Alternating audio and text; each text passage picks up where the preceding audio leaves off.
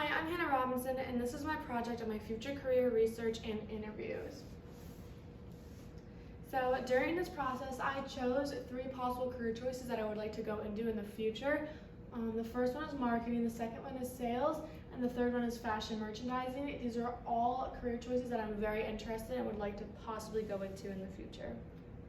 So the first career path, marketing. So marketing is currently my career path of choice. I would really like to go into this, and this is what I'm currently studying here at High Point University. Here are some different examples and specializations of marketing. So there is social media marketing, digital marketing, marketing specialist, search engine optimization specialist, and product manager. So all of these are in the realm of marketing, but all have different roles and tasks as well. So I chose marketing manager because this is probably where I want to go into the most in marketing in my studies here. So some of the requirements in the knowledge include sales and marketing, English language, administration and management, customer and personal service, and communications and media. These are all very important to understand and know before even going into this, and these aren't necessarily things you can study. Some are, but these are very important to know when going into this career choice. So marketing manager education, so these are the requirements for the education becoming a marketing manager. So 56% have a bachelor's degree, 24% have a master's degree, and about 11% have some kind of professional degree as well. And here are the marketing manager wages. So this is as of 2019. The median wages include around $65 hourly and around $136,000 annually. So this obviously can vary depending on what company someone works for or what specialization they decide to go into within marketing as well. So with my second career path was sales. So in sales, here are some different specializations. There's sales manager, sales engineers, biomedical sales, real estate sales, and driver/sales worker. So biomedical sales includes usually selling different medicines and things like that to hospitals and doctors' offices. Real estate sales is selling different properties and real estate and homes to people and apartments as well. And there are drivers/sales workers, so those are people who have to travel around to sell to other people as well. So real estate sales agents is probably where I would go into if I was going to go into sales. So this is the knowledge that is usually required to become a real estate sales agent. So there's customer and personal service, sales and marketing, English language, law and government, and then clerical. And I think it would also be really important to understand about interior design and understanding houses, how they are built and different prices and whatnot. That is very important to know when going into this career path. Be required for real estate sales agents is 43% usually have a high school diploma or equivalent, 24% have a post-secondary certificate, and 10% have less than a high school diploma. So wages definitely vary when becoming a real estate sales agent. So typically they make around $23 hourly or $48,000 annually. So these numbers really can range a lot, especially because many real estate sales agents get commission as well, and depending on what kind of company you work for, if you just sell apartments or if you sell large big houses and mansions or smaller houses, it definitely depends, so these numbers can really vary. So the last career choice I had was fashion merchandising. So this can include fashion designers, wholesale and retail buyers, merchandise, display and window trimmers, retail salesperson, purchasing managers, and editors. So what I chose would become probably a wholesale and retail buyer. So the knowledge that is usually required for this is sales and marketing, customer and personal service, mathematics, administration, and management. And it's also really important to understand and know the trends in fashion, especially when you are a retail buyer, because you need to know what items to buy and what are coming in a trend and what are going out of trend as well. So it's really good to have a great knowledge of fashion and understand different trends.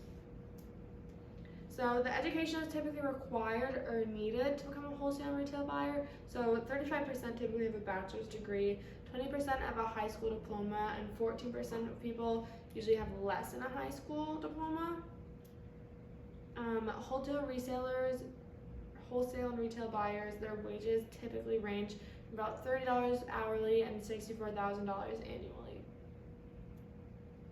So going to the interview portion, so I was able to interview Nancy Carter. So she's currently a content and copywriter strategist at a company called Curious Jane Franchise Marketing. So this company is in Tampa, Florida, and she's been there for 7 years, and she also attended Florida Southern College beforehand. So she has been able to stay within the Florida area. So as a content and copywriting strategist, this title includes many different tasks and things inside of it. So one of these is managing, creating content resources, writing SEO optimized content for websites, working with the web team and creating content strategy and sitemaps, writing engaging copies for digital, print, and radio advertisements, drafting copies for case studies, blogs, brochures, and e-blasts. So a lot of this is a lot of proofreading and creating and coming up with new campaigns and stuff for different companies and websites as well. So here's just a bit about Nancy Carter's background. So she was originally an English major, and she did graduate from Florida Southern College. And as an English major, she decided to tutor kids in the SAT and ACT who were taking it in high school. This is where she ended up making a lot of connections with different kids' parents that she was tutoring. One of the parents ended up working at the current company she works for now, and was able to recognize and acknowledge the skills she had in English and proofreading and editing, and offered her a job at her current company, which is Curious Jane Franchise Marketing. This is a great example of how you're able to make connections no matter what job you are in and what career path you are in. She was obviously here as an English major just trying to tutor kids and make money, and this ended up bringing her to a completely different career path, but she was able to still bring English into it. So here's one of her greatest success stories. When we were talking, she explained to me how one of her greatest successes in the marketing industry was when she was able to work with a Tampa hospital, and she had to raise money. It was for a new project called Infusionarium. So this product, pretty much, it's an immersive healing experience, as they explain it, and it's made for children who are going into chemotherapy treatments. And this is pretty much a product that distracts them. It's almost like a virtual reality. If you know what that is, it distracts children and keeps them from becoming anxious and keeps them distracted while they're going through all these painful treatments, and it tries to help keep them upbeat.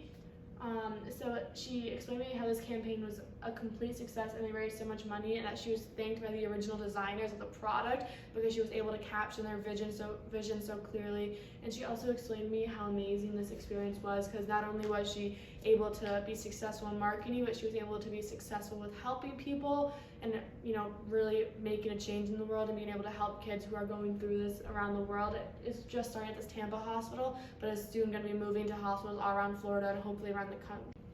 So here's some advice she gave me within the marketing field. So she gave me some office advice and just work advice in general. So with office advice, she advised me that it's really important to stay away from phones, technology, and distractions when you're in the office, because you want to be able to get your work done and be wholeheartedly in it at all times. She also said it's really important to connect and collaborate with all of your coworkers, even if they're not in your departments, even if they're over in the accounting department or technology, IT, anything.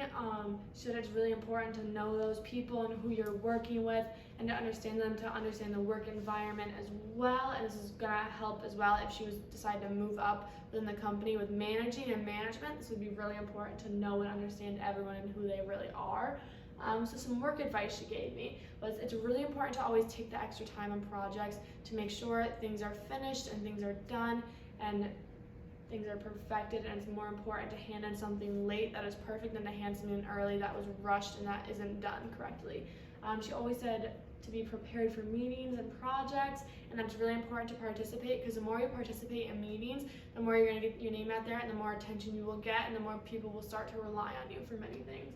She also said that researching the companies that she is creating campaigns for is extremely important, because she's able to actually create and understand the vision of the company's original vision, and she can put that into the different companies' campaigns as well and websites.